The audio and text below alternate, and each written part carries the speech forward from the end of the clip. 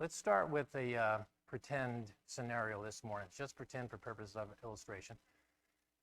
Let's say the elders have asked for volunteers to form a committee. No church can be church without a lot of committees. Thankfully, we've escaped a lot of that. But they're going to form a committee, and the purpose of this committee is to come up with an advertising campaign to reach the nuns. Justin's talked about the nuns before. Those are people who don't declare any kind of religious affiliation whatsoever. So this committee is tasked with coming up with an advertising campaign to reach them. So at the first meeting, the chairperson says, let's do this. Let's think about what we have to offer them that they would think would be something worthwhile. Now, you have to separate those two qualifications, what we have to offer and what do they think is worthwhile. Because not everything we have to offer is something that's going to appeal to them. For instance, 30, 40, 50 years ago, we could advertise about truth. That we are a church that believes in the Bible, its inerrancy.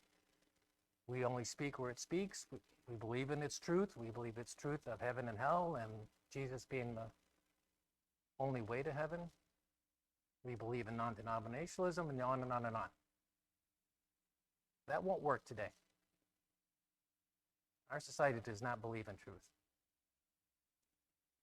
At least not objective truth. They believe in personal truth, feeling truth, but not objective truth.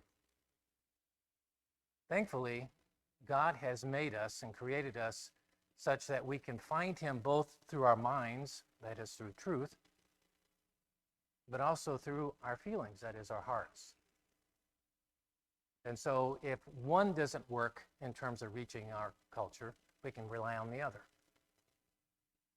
And so the question is, what is it that deals with feelings and with the heart that we can appeal to, that we have to offer, that they would want? So as we look around our culture, I want to raise just two, and then we could have chosen a lot, but two issues of the heart that our culture is struggling with, that I believe we have something to offer. The first is the issue of loneliness. DJ, you can put the first screen up there. So let's go over a few statistics on loneliness.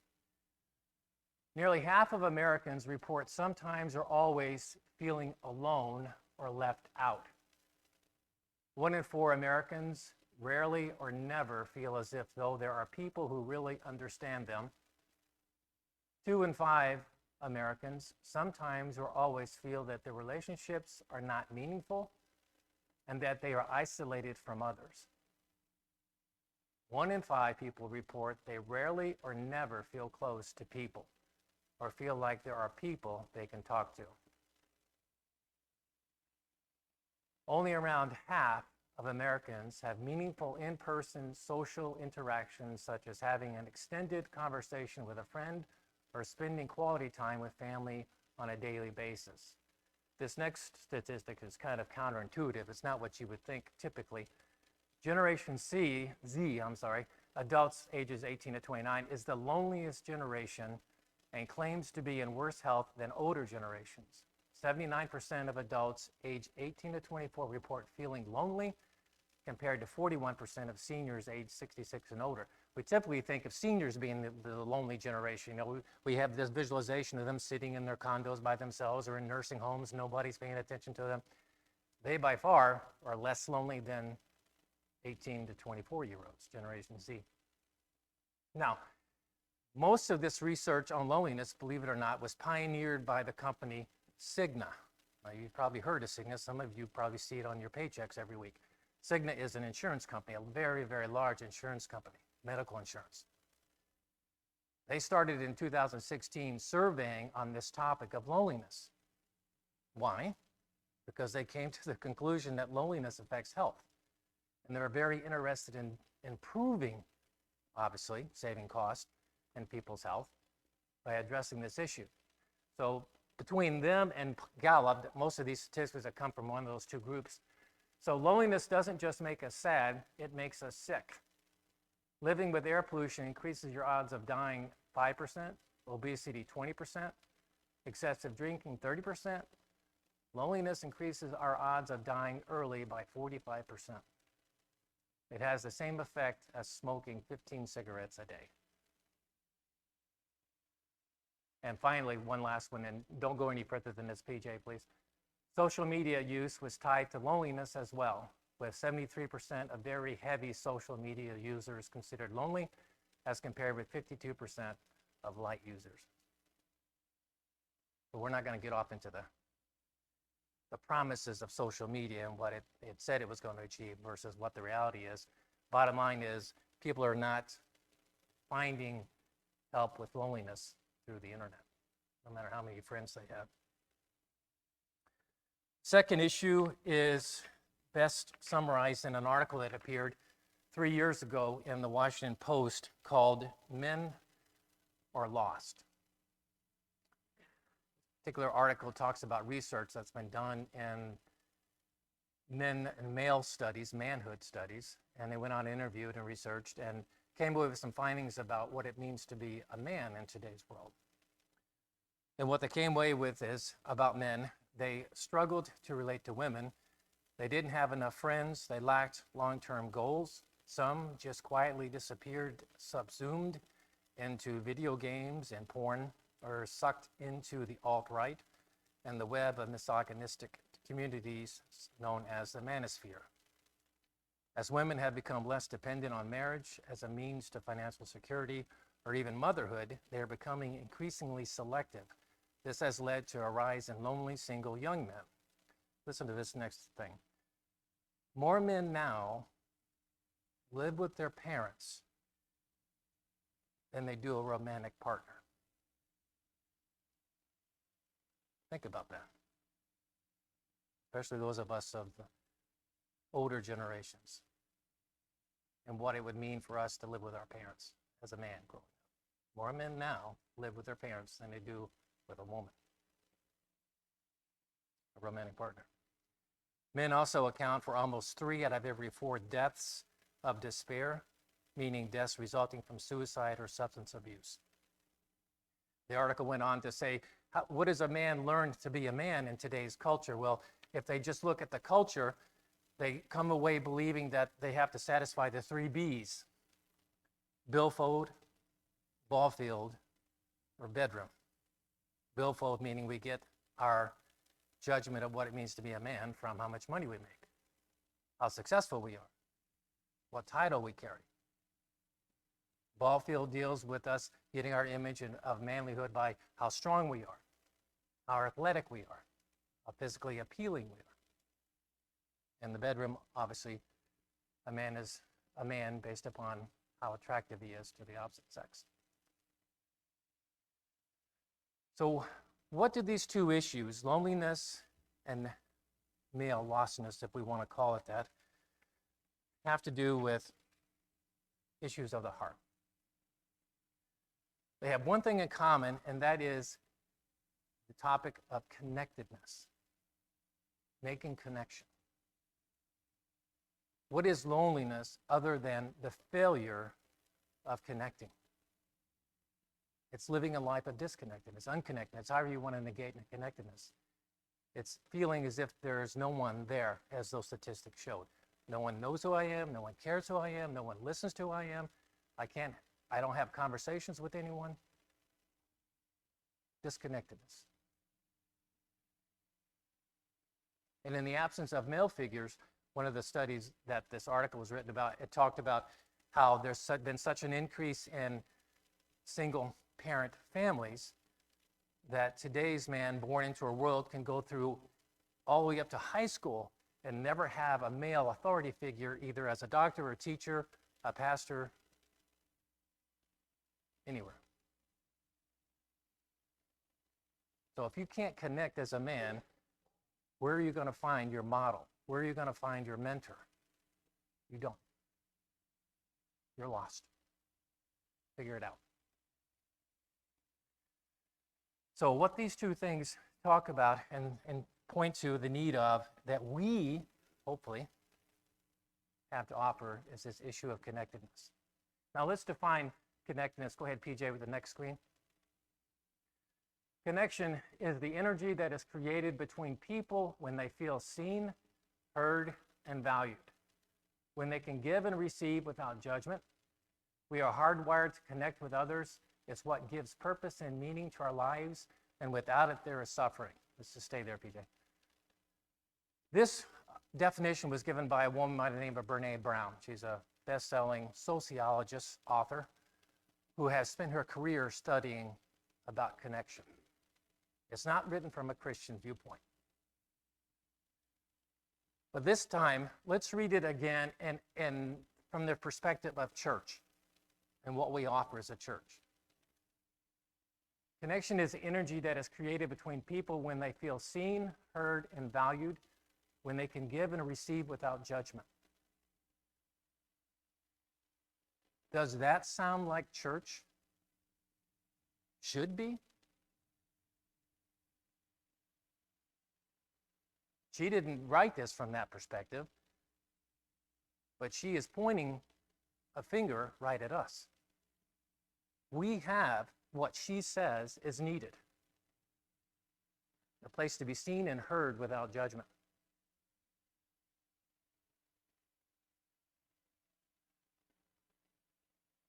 The two most powerful forms of connection are love and belonging. I'm not going to define love because we'll be here all day. Let's talk about belonging. Go ahead, PJ. Belonging is the innate human desire to be part of something larger than we are, or larger than us. Because this yearning is so primal, we often try to acquire it by fitting in and by seeking approval, which are not only hollow substitutes for belonging, but often barriers to it. True belonging only happens when we present our authentic, imperfect selves to others and find acceptance. That's Brené's definition as well, from a sociologist's viewpoint. But again, I ask you, doesn't that sound like church?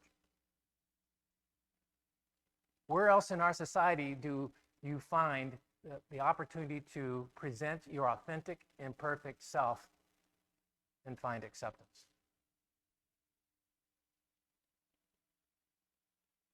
I can't think of any place.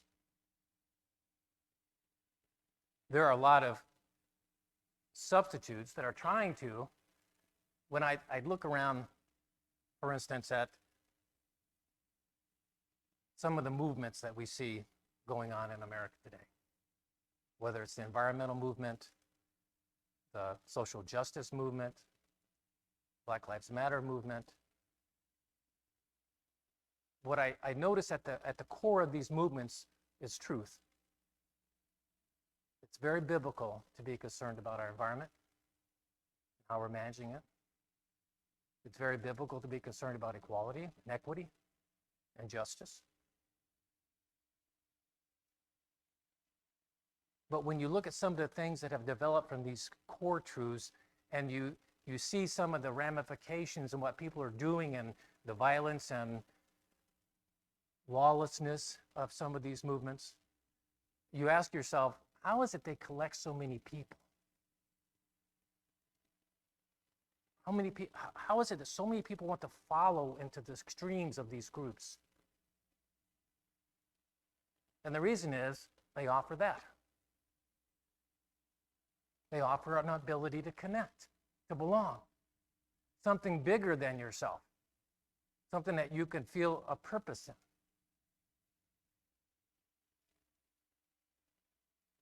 And that sense of connecting and belonging overrides oftentimes truth, the extremism that we see in some of these efforts. And people go along with it because they don't want to forgo the connecting and the belonging. The caveat is, you can connect and belong in these groups as long as you don't negate the teachings of the groups. As long as you go along with the mindset and the premises of the groups, you will get along fine. But if you go outside the orthodox of these groups, they will turn on you on a dime. If you question that, just think of one name, J.K. Rowling. If you know anything about Ms. Rowling, she's the author of all the Harry Potter books, a hero to feminists and to the gay rights movement. Very popular woman. Until she insisted that there's only men and women. She got turned on a dime. She became enemy number one.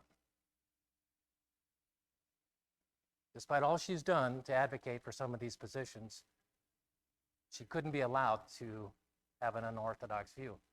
She was connected and she belonged until she expressed an opposing idea. So these things are not providing what people ultimately are looking for, as long as you think independently. Eventually, you won't belong.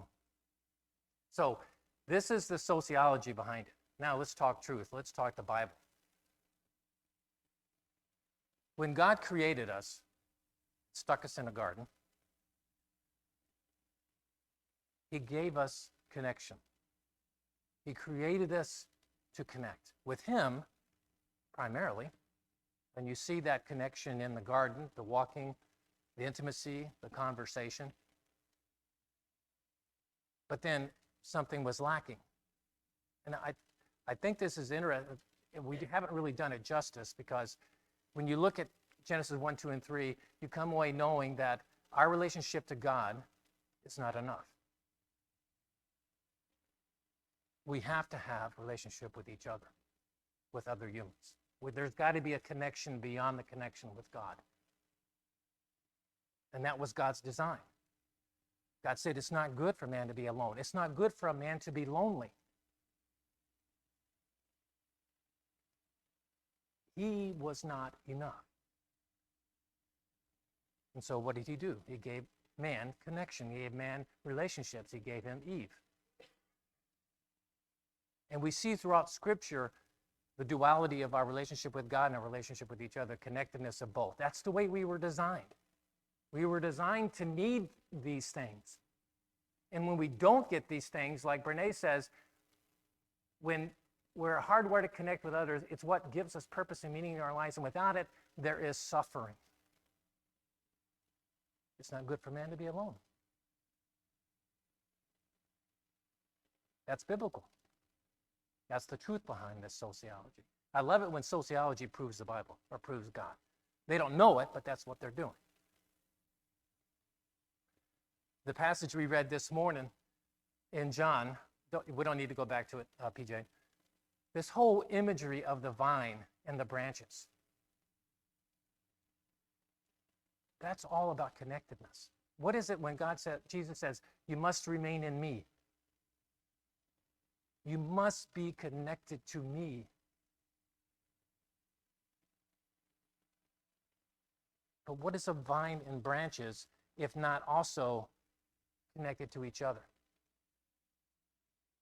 You can't have one without the other. And what does Jesus say?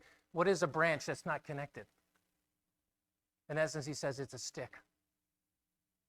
An unconnected vine is a stick that's good for nothing but kindling. You can't be disconnected. We know that as Christians. We know we need God, and we know we need each other. The world doesn't see it that way in those terms, but it knows it needs it too. Not the God part, but each other part. The beautiful thing about the branches and the vine, and I love this about the way God made things, we have to feel as if we belong to something bigger than ourselves. That there's something more out there than ourselves that gives us purpose, that gives us meaning. But at the same time, when we want this bigger picture, we don't want to lose our individuality. We don't want to be engulfed and lose who we are as individuals. We want to feel as if we still matter and that the contribution we make matters and that we still have an identity that's appreciated by others. And so we juggle this dual tension of wanting to be part of something bigger, but yet not lose who we are as individuals. And God does that through the symmetry of the vine. We're connected to Jesus and to each other, but we're still our vine, a branch. Paul says in Romans chapter 12, for just as each one of us is one body with many members, and these members do not all have the same function, so in Christ, we, though many, form one body, and each member belongs to all the others. We have different gifts according to the grace to each of us. Paul says we have this belonging, but yet we have each other as individuals. God creates us individually. God gifts us individually. God will judge us individually. The church depends on each of us individually, but yet we all belong to each other. We're both part of something larger, and yet we are individually responsible and gifted and called. And very different, oftentimes with different opinions. This should be the one place where we can come and we can belong and hold different opinions and not lose our identity, not lose our membership like J.K. Rowling did. She expressed an ideal outside the norm. Not every church has that, unfortunately.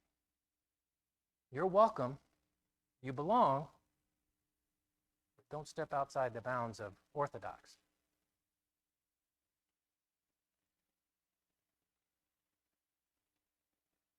Let's talk practicality in just a couple minutes.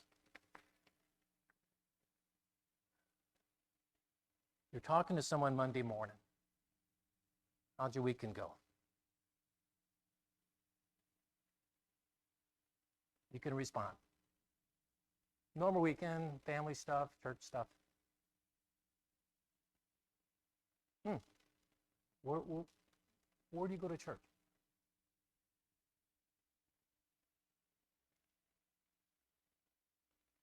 What are you going to say? Go to Holland Church of Christ?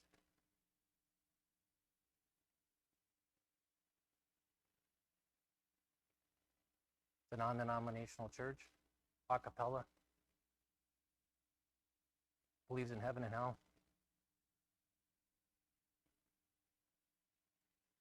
And list of come up with truths. How appealing do you think that is? They don't care. That doesn't mean anything to them. What we believe, they don't care.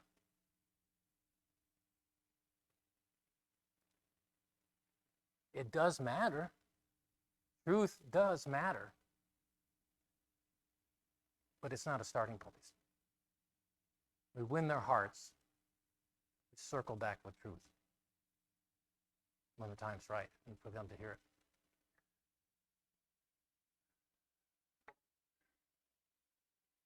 Where do you go to church?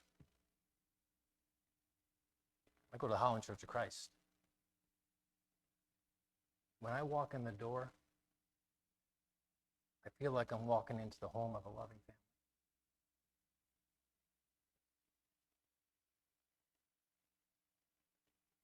I love my church because the people there accept me no matter what.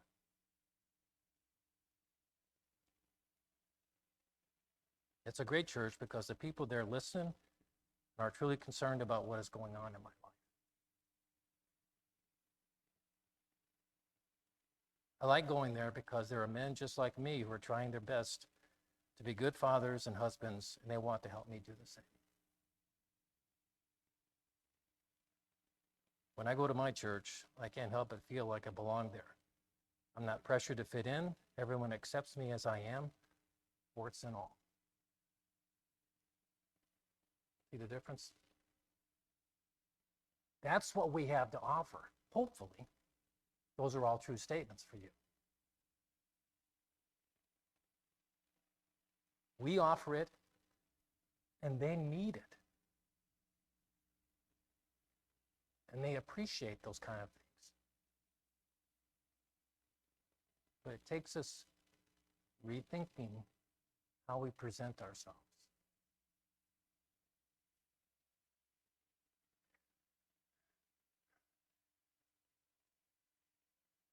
I want to make sure you understand what I'm saying, that I'm not dismissing the importance of truth and all the things that we hold dear in terms of what the Bible teaches. But we have to be able to present Christianity in a way that fits something that they want. And the connectedness that we share as a group is what they want, what they need. And we have to say things that play to those needs when we talk about what we do. That'll pique your interest and hopefully at some point draw them in. This is the first of two parts. Next month we'll listen to the second part. So I'm going to talk a little bit more about how churches connect. And what we'll look at is the most important ingredient that a church must have to be able to connect. And we'll talk about the one ingredient that at present will never allow connection. I'll tell you what it is, you got to come back. Let's pray together. Father, this is something that thankfully I believe we have. I believe a person can walk through our doors and find acceptance and warmth. I appreciate the fact that we don't struggle with cliques and judgmentalism, that no one puts on airs of perfection here. We have a lot to offer, Father. Let's pray that we can have the wisdom to present that in ways that communicate what you have placed inside of us to satisfy the needs you created us to have. Thank you for making us like this, Father, and for having the answers to the struggles that we have. In your Son's name I pray. Amen. Let's stand and sing.